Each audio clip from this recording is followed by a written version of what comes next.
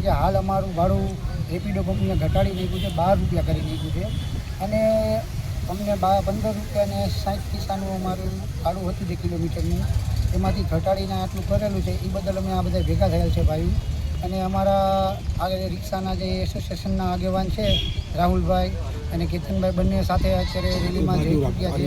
રેપિડો કંપનીની ઓફિસ દ્વારા જાય છે અને હાલ અમારે રેપિડો કંપનીને એટલું જ કહેવાનું છે કે જો આજની તારીખમાં આ નિર્ણય નહીં લેવાય તો કાલથી રેપિડો આજ સાંજે અત્યારથી જ અમે તમામ 450 રેપિડો કેપ્ટન અહીંયા ભેગા થયા છીએ. એ તમામ રેપિડો ડિલીટ કરી દઈશું અને આગામી દિવસોમાં રેપિડો અમે નહીં ચાલુ કરી. અમારે ઓનલાઈન રિક્ષા નથી આપવી જો ભાવ વધારો ન થાય તો. અમારે ભાવ વધારો થાય તો જ અમારે સરકાર માન્ય 18 રૂપિયા છતાં અમે 15 રૂપિયા 60 પૈસે અમે કિલોમીટર રેપિડોમાં ચલાવીએ છીએ. તો પણ અત્યારે રેપિડો કંપની અમારા એમાં 12 રૂપિયા કરી નાખ્યા. તો હજી અમારે કેટલું સહન કરવાનું છે? અમારા રોજિંદા ધંધામાં જો આવું થશે તો અમે નહીં ચલાવી રેપિડોની મનમાની.